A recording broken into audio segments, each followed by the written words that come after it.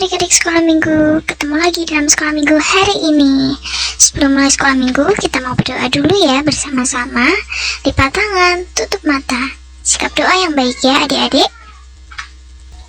Selamat pagi Tuhan Yesus. Terima kasih karena hari ini kami bisa kembali bersekolah minggu. Dan mengucap syukur karena bisa kembali belajar kebenaran firman Tuhan. Berkati guru-guru kami yang akan mengajar kami. Kami juga berdoa agar kami dan teman-teman kami yang lain dapat bersukacita bersama-sama lewat sekolah minggu hari ini. Terima kasih Tuhan Yesus. Haleluya. Amin.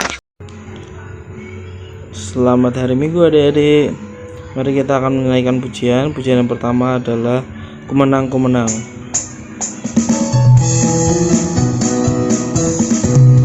Ku menang bersama Yesus Tuhan. Ku menang di dalam peperangan. Ku menang atas segala setan.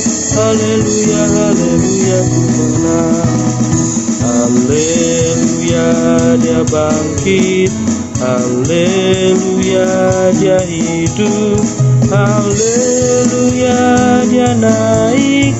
Roh Kudus turun. Ku menang bersama Yesus Tuhan. Ku menang di dalam peperangan. Ku menang atas segala setan. Haleluya, haleluya, ku menang. Haleluya, dia bangkit. Haleluya, dia hidup. Haleluya, dia naik. Roh Kudus turun. Haleluya, dia bangkit. Haleluya, dia hidup. Haleluya, dia naik. Roh Kudus. Adik-adik, tiba saatnya kita untuk mendengarkan firman Tuhan. Siapkan hati dan pikiran untuk mendengarkan firman-Nya ya. Mari kita siapkan dan kita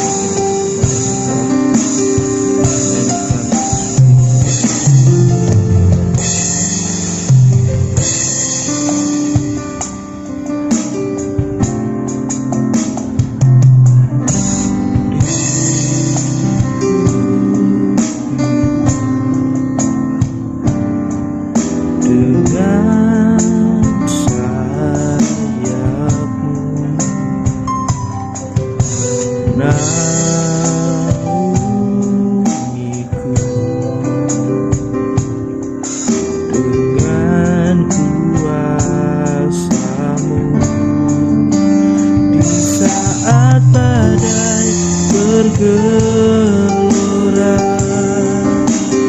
ku akan terbang bersamamu. Bapa kau Raja atas semesta, ku tenangkan kau Allahku. Katakan jiwaku jiwaku tenang dalam Kristus. Tuhan kuasanya dalam keheningan. Di saat badai bergelora, ku akan terbang bersamamu. Bapa kau Raja atas semesta, tenang sebab kau Allahku. Di saat badai bergelora, ku akan terbang bersamamu. Bapa kau Raja atas semesta, tenang sebab kau Allahku, tenang sebab kau Allahku, tenang sebab kau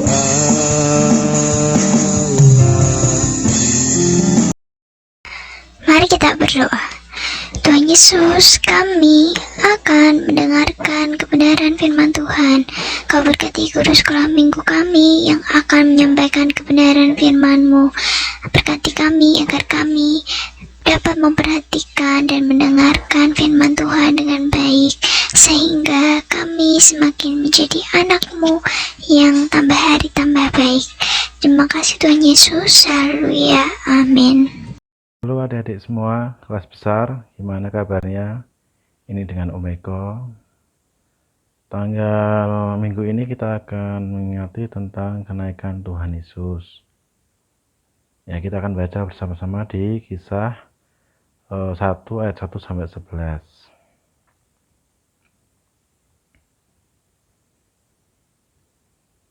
Semuanya bisa buka Alkitab masing-masing ya. Roh Kudus yang dijanjikan.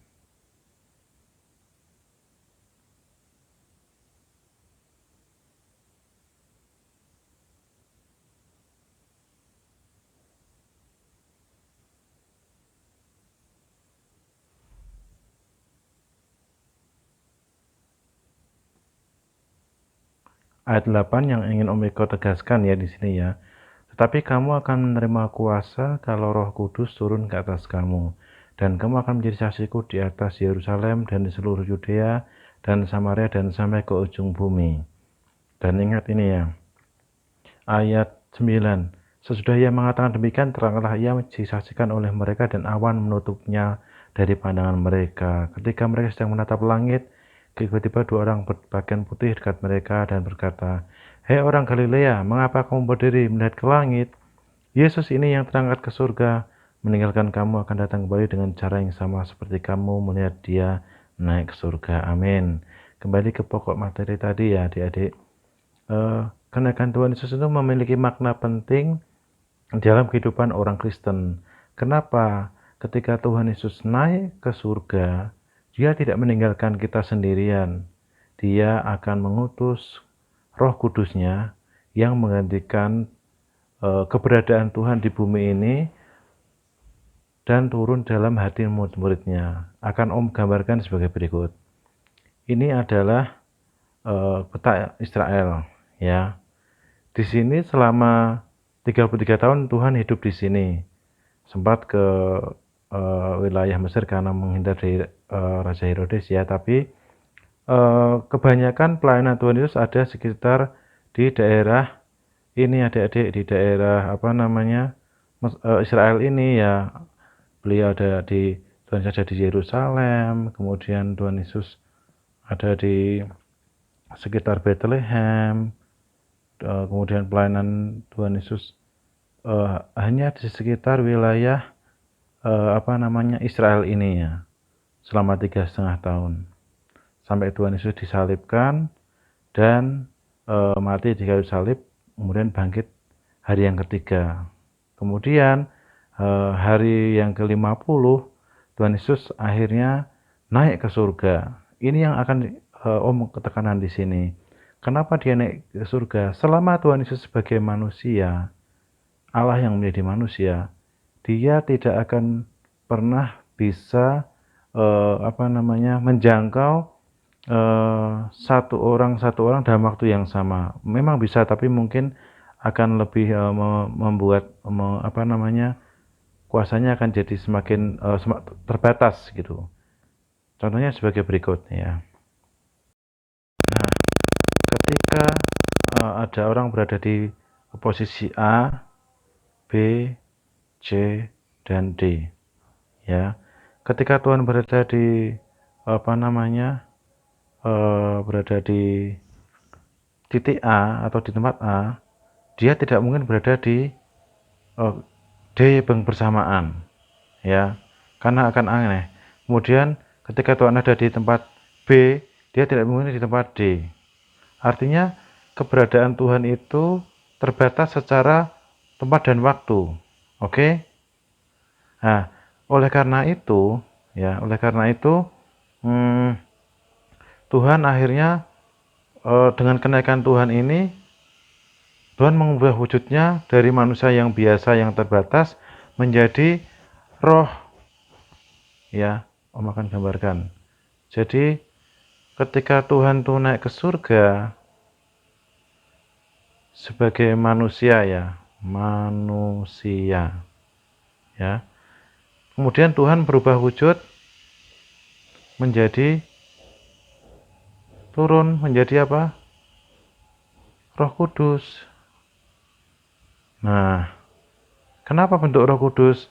Dengan Tuhan menjadi Roh Kudus, Tuhan akan bisa berada di tempat yang sama, dalam waktu yang sama. Tuhan bisa berada di Indonesia, Tuhan bisa berada di Cina, Tuhan bisa berada di Afrika, Tuhan bisa berada di Amerika, Tuhan bisa berada di Rusia, Tuhan bisa berada di Australia.